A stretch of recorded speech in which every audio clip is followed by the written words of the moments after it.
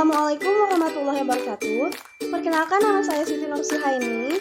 Saya dari kelas manajemen 18A dengan NIM 18416261201073 dari program studi manajemen Fakultas Ekonomi dan Bisnis Universitas Buana Perjuangan Sarawak.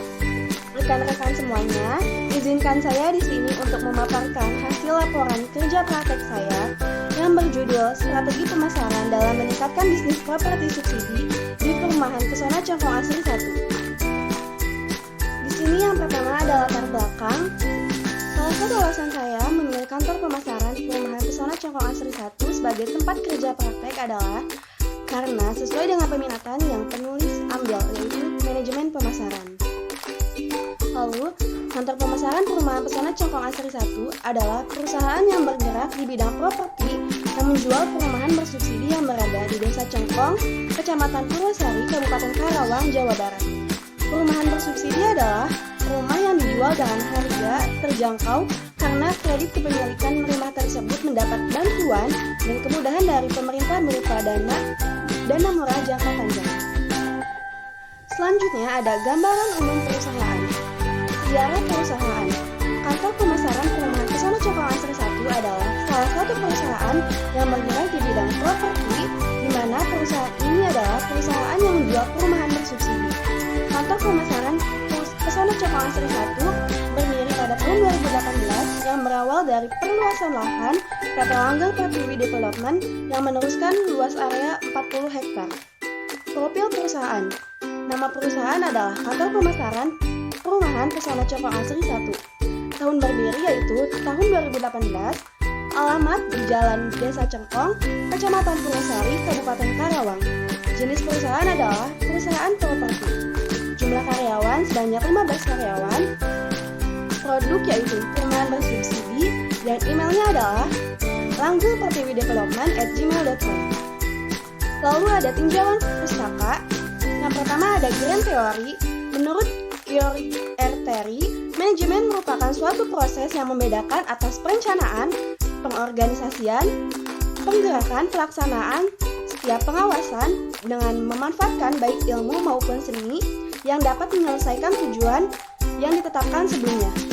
Menurut Hans O'Donnell, manajemen adalah suatu usaha untuk mencapai suatu tujuan tertentu melalui kegiatan orang lain.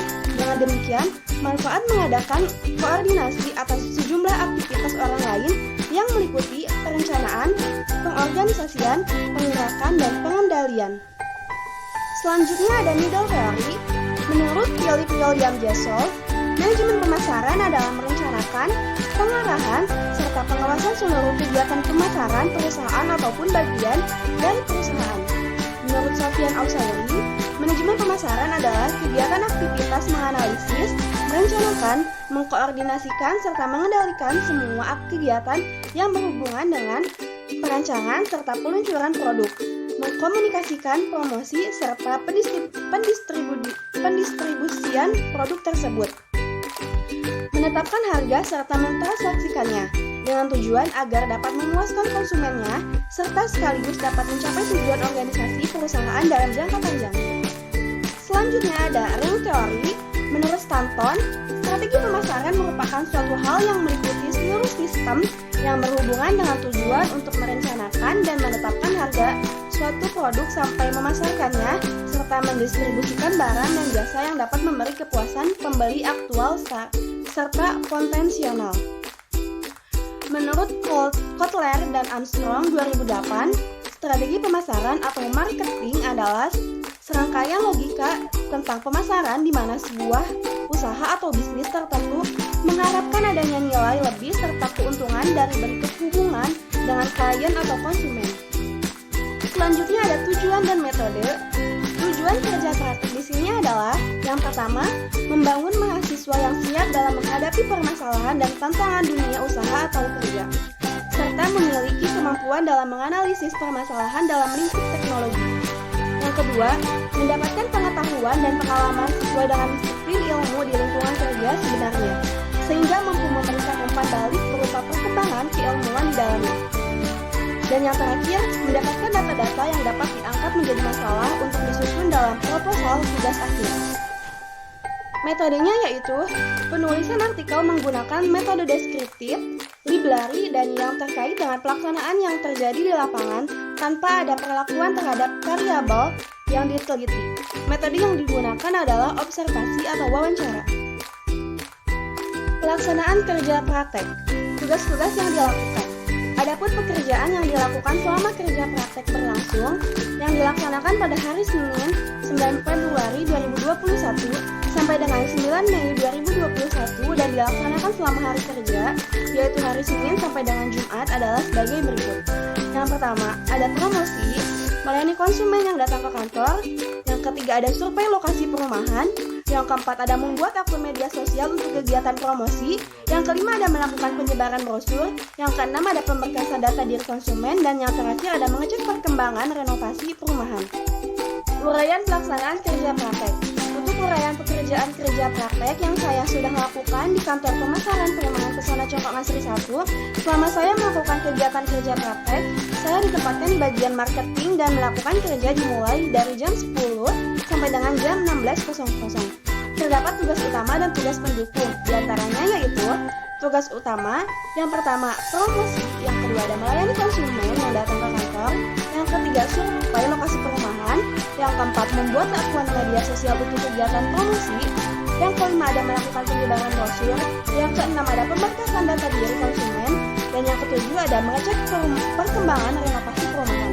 Dan tugas pendukungnya adalah yang pertama pengenalan lingkungan kerja dan yang kedua mengumpulkan data untuk laporan kerja praktek.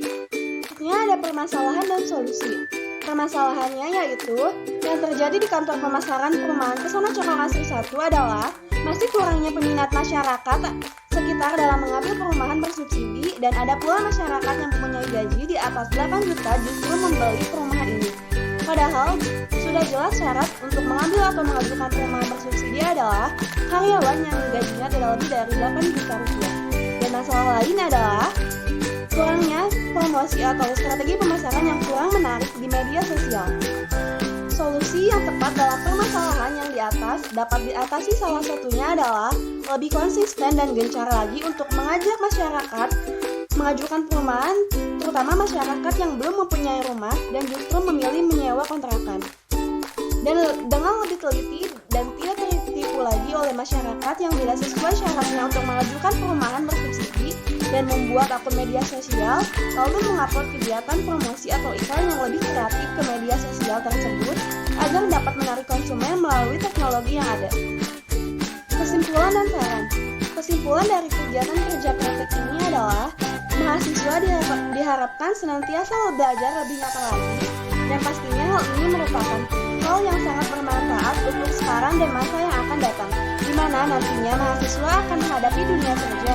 Karena pemasaran perumahan Pesona Congkok Asri 1 ini adalah salah satu perusahaan yang bergerak di bidang industri properti, di mana perusahaan ini adalah perusahaan yang menjual perumahan bersubsidi. Adapun kesimpulan dari laporan kerja praktek ini adalah dari hasil pengamatan pada kerja praktek, promosi yang ada masih kurang menarik, sehingga penulis membuat beberapa strategi pemasaran yaitu dengan dibuatnya akun media sosial dan menguploadnya dengan lebih kreatif.